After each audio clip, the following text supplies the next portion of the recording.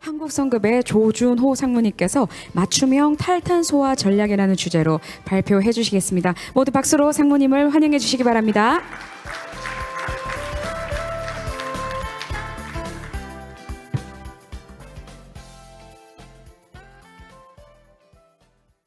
예, 다시 한번 인사드리겠습니다.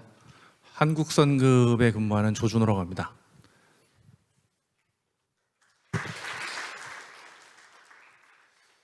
예, 세션 1 발표를 제가 마지막으로 하게 됐는데요.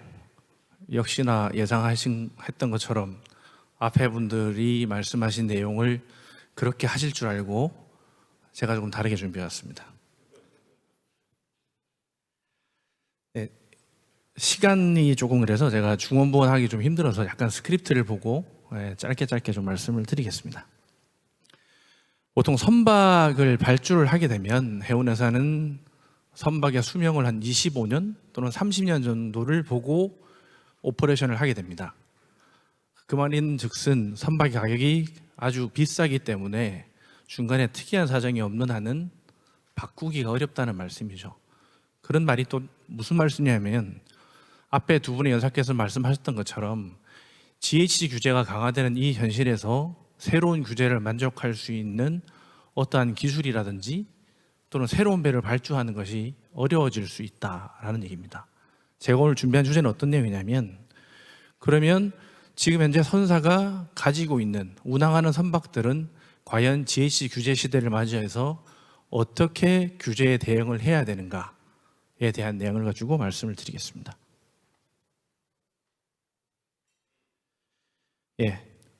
탈탄소화 배경이 필요한 배경은 앞에서 다 말씀하셔서 제가 꼭 말씀드려야 될 내용만 얘기하겠습니다. 보셨던 내용이죠? GHG 규제가 이만큼 많습니다. 분홍색은 이제 시행이 예정되었던 규제인데요. 특이하게 말씀을 드리면 미국 같은 경우는 작년에 민주당이 보시는 것처럼 클린 시핑 액트라는 걸 하겠다라고 발의를 한 상태입니다만 얼마 전에 있었던 미국 선거의 여파로 인해서 정치적인 결과에 따라 조금 불투명이었습니다. 그래서 과연 미국 쪽에서 어떠한 식의 GHG 규제가 나올지는 현재 조금 오리무중인 상태가 됐다고 생각할 수 있고요.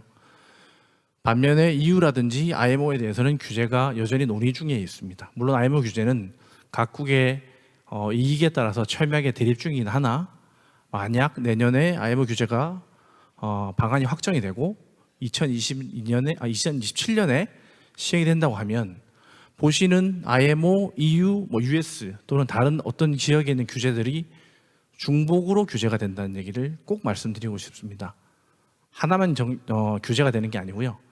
선박이 운항하는 구역에 따라서 이 규제는 중복 규제입니다. 보셨으니까 제가 넘어가겠습니다.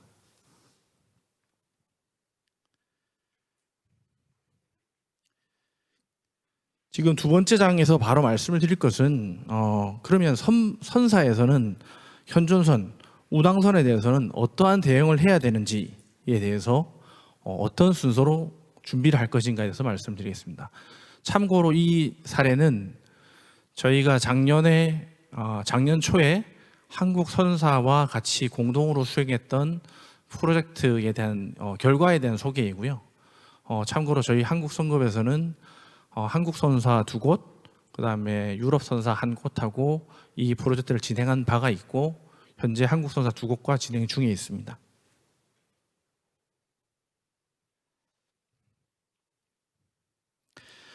탈탄소화 전략이라고 제가 여기서는 표현을 하겠습니다. 탈탄소화 전략은 총 3단계로 이루어서 진행을 하고 있습니다.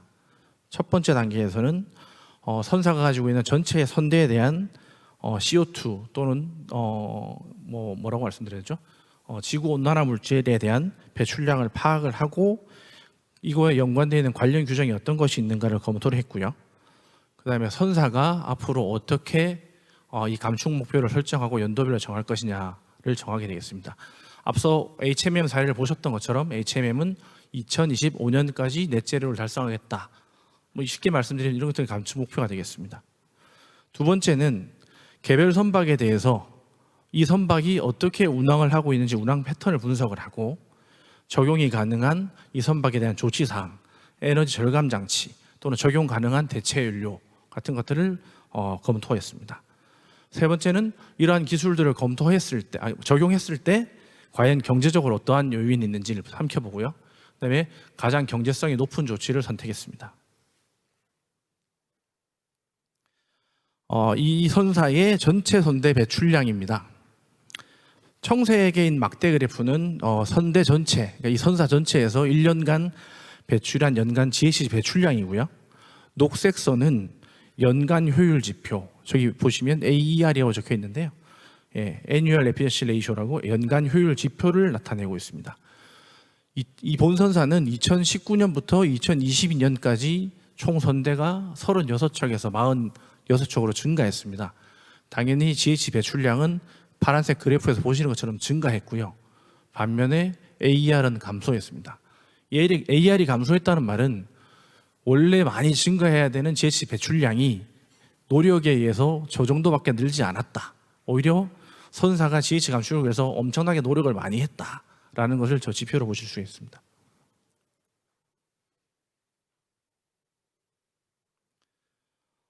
시간 페이지 관계상 전체 46척에 대해서는 제가 표시를 못했습니다. 그리고 선종이라든지 선명은 제가 여기서 공개하기 좀 어려워서 일부러 블라인드 처리한 건 좀 양해해 주시고요.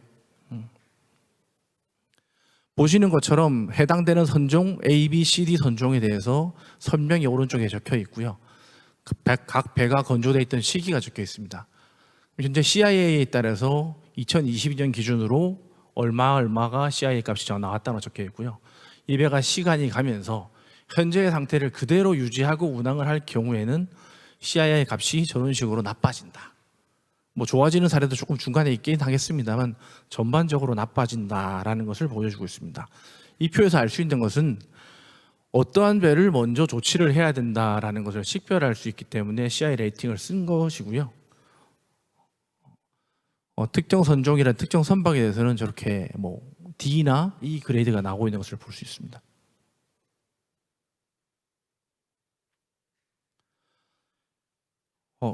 이거는 전체 선종별 GHG 배출량인데요. 아까 앞에서 보신 것처럼 A 선종, B, C 선종, D 선종까지 있는데요.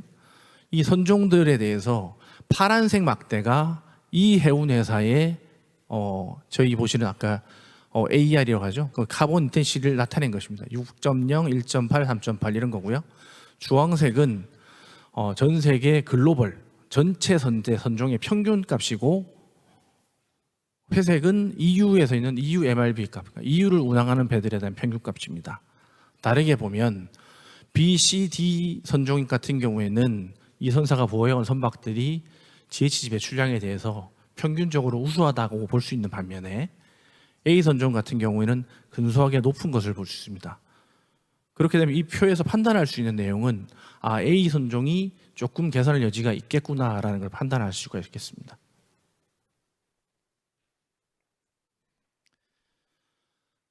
사실 이 표는 넣을 필요는 없었습니다만 선사에서 요청을 해서 넣게 된 화면인데요.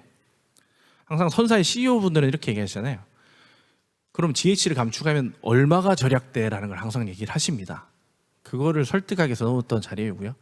말씀드렸던 것처럼 현재 상태 그대로 운항을 하게 되면 향후에 예측되는 추가 비용이 이 정도가 됩니다라는 걸 보여드리고 있습니다. 파란색 막대는 IMO 글로벌 항해죠.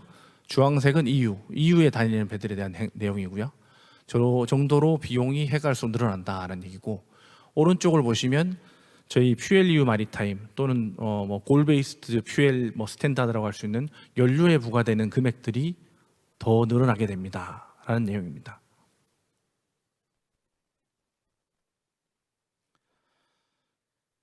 그렇게 해서 이 해운 회사도 HMM과 마찬가지로 2045년에 넷제로를 하겠다라고 선언을 하셨습니다. 아마 이 선언의 배경에는 경제적인 이유도 있겠지만 각종 사회적인 책임, ESG라든지 사회적인 책임이나 주주라든지 여러 가지 이유가 있었던 걸로 기억이 되고요. 중간 체크 포인트를 2030년, 35년, 40년에 40, 60, 80%를 감축하겠다고 각각 설정을 하였습니다.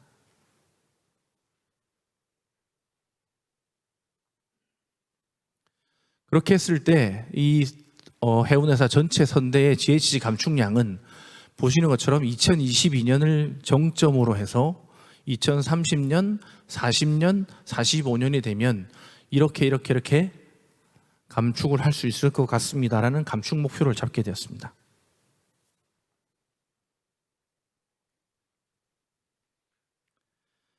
다음은 그러면 GHG 감축을 어떻게 했는가에 대해서 말씀을 드리겠습니다.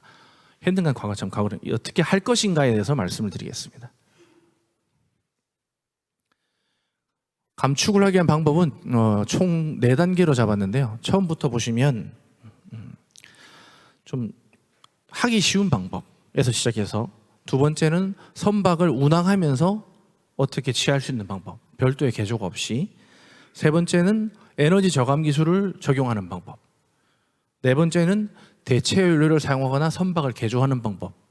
이런 순서로 단계를 밟아서 진행을 했습니다. 당연히 단계에 대해서는 비용과 기관이 수반하기 때문에 이런 고려를 하게 됐습니다.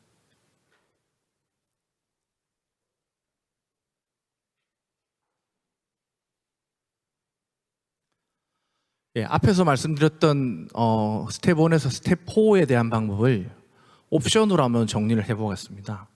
이 옵션도 해당 선사와 저희가 상호 협의해서 정하게 된 값이고요. 중간에 보시는 GHG 감축률이라든지 투자 비용이라든지에 대해서는 워낙 이견과 논란의 소지가 많기 때문에 해당되는 선사와 정리를 해서 합의한 수치나 금액이 되겠고요. 이 금액은 선종별로, 선박별로, 선박의 크기별로 조금씩 다르고 있습니다. 총 7가지의 방법을 저희가 선택을 했고요. 첫 번째가 선박을 운항할 때 살 수 있는 운항제 조치. 그 다음에 두 번째가 고효율 방호 도료. 세 번째가 바이오 연료 사용. 바이오 연료 사용은 선박의 추진 엔진을 별도로 개조할 수 없기 때문에 세 번째로 고려했고요. 네 번째가 선박의 에너지 절감 장치. 다섯 번째가 공기 윤활이나 풍력 보조 장치. 여섯 번째가 대체 연료. 일곱 번째가 이제 선상 카본 캡처 시스템을 적용하게 되었습니다.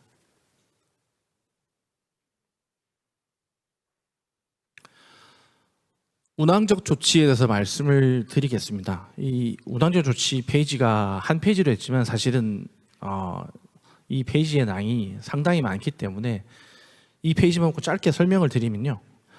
선사에 있는 선박별 운항 패턴을 전체 다 분석을 했습니다. 과거 4, 5년, 7, 8년 동안의 운항 패턴을 다 분석을 했고요. 선박의 선령에 따른 에이징 이펙트도 고려를 했습니다. 그리고 선체에 파울링 영향이 있는지를 검토를 했고요.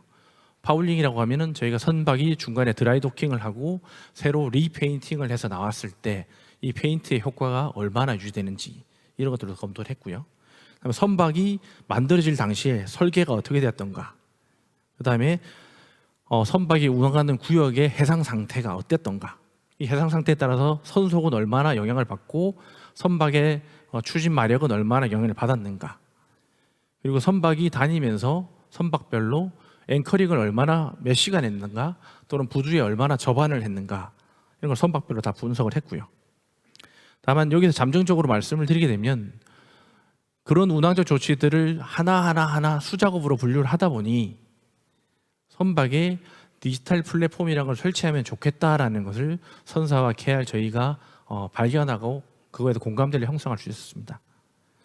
디지털 플랫폼이라고 하면 최근에 신조어에서 나오는 조선소 또는 각 업체들이 선사라든지 많이 프로모션을 하고 다니는 걸로 알고 있습니다. 이 플랫폼을 이용하게 되면 현재 선박의 마력, 연료 소비량 등등에 대한 각종 데이터를 실시간으로 집계하고 모니터링할 수가 있게 되고요. 그 다음에 육상에 있는 본사와 데이터를 주고받을 수도 있게 되고, 저희 같은 선급과 관련 데이터를 주고받을 수 있기 때문에 관련 데이터의 실시간 집계 또는 분석이라든지, 그다음에 내가 선박을 운항할 때 모니터링이 되는지를 볼 수 있었습니다. 이런 것을 저희가 선박을 운용하시는 분들이 직접 보고 운항을 할 때 이 방법이 효과적인 것을 저희가 식별할 수 있었고요. 그래서 이 선사에는 디지털 플랫폼 설치를 강력하게 요구를 드렸고, 이분들도 아마 충분히 납득했던 걸로 알고 있습니다. 세부적으로 들어가 보면 이건 샘플십입니다. 앞에서 보여드린 선박 중에서 A 선종의 7번 배죠. A7이라는 배에 대해서 앞에서 봤던 옵션 7가지를 가지고 조합을 해서 7가지 방안을 만들었습니다. 그래서 총 뭐 7749 하면 최대 49가지의 케이스가 나오게 되지만 그건 뭐 실제 숫자에 불과한 것이고, 그 7가지 방안에 대해서 실제로 조합해 보면 경로 1부터 경로 7까지의 방법을 이런 식으로 구성을 할 수 있게 됩니다. 노란색이 저희가 말하는 운항적 조치고요. 그다음에 회색이 우리 뭐 고성능 방호도료, ESD, 뭐 바이오 디젤, OCCS, LNG DF, 메탄올 DF, 암모니아 DF 이런 식으로 개조를 하는 것을 위에 보시는 연도별로 이 배에 적용을 하겠다라는 것입니다. 마찬가지로 이 시나리오는 46척 전체에 대해서 공이 적용돼서 작성을 했고요. 그 선박에 대해서 방안 1부터 7까지에 대해서 개조 비용과 연료 비용, 추가되는 운항 소요 비용을 누적 금액으로 얼마가 되는지를 분석을 해서 보여드렸습니다. 분석된 자료는 보시는 것처럼 1회 7까지 이렇게 그래프가 나오게 돼 있고, 이 선박 같은 경우에는 방안 3이 제일 경제적이라고 평가가 되었었습니다.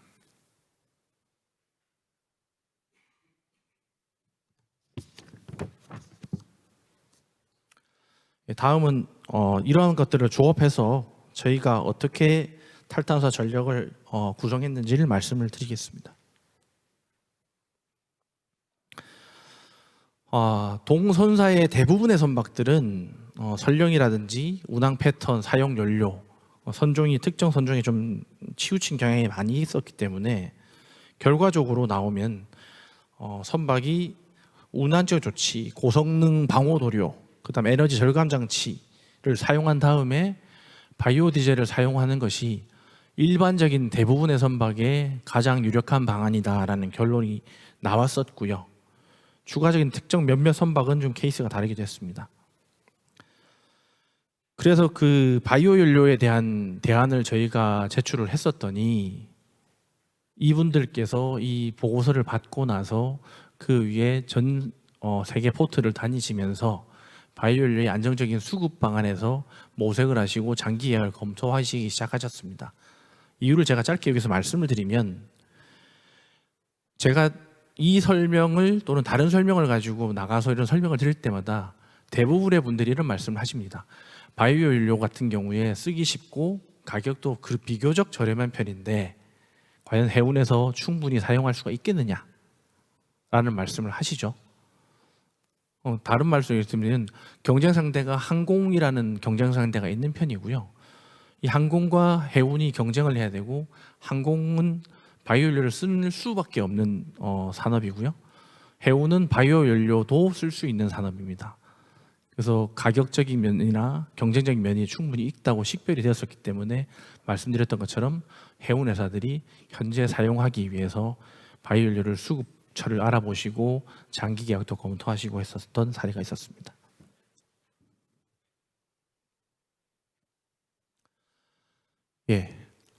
마지막 페이지입니다. 그렇게 해서 선박 46척에 대해서 선박별로 이렇게 시나리오를 만들었습니다. 제가 이 원본 파일을 여기다가 한번 넣어봤었는데 글자도 너무 작고 미관상 좋지 않아서 제가 이렇게 좀 바꾸게 됐고요. 말씀드리면 쉽 타입 이름 뭐 7가지 경로를 보여드렸고, 색깔은 보시는 것처럼 저렇게 되어 있는데요. 이 일을 해보고 나니 해마다 또는 주기적으로 연도마다 연료의 비용도 변하고 장비의 비용도 변하고 규제가 변경되고 규제에 부과되는 비용도 바뀌는 것을 뭐 익히 다 알고 있는 사항이지만 당연히 저희가 공공대를 가지고 식별할 수 있었고요. 이 사용됐던 전략에 대해서는 뭐 3년이나 5년 단위로 주기적으로 업데이트하기로 상호 합의한 상태입니다. 제가 이렇게 짧게 말씀을 드렸고, 혹시 뭐 세부적인 질문이 있으시면 패널 토론 때 질문해 주시면 제가 좀 자세히 말씀을 드리겠습니다. 감사합니다. 네, 감사합니다. 한국성금 조준호 상무님 발표 감사드립니다.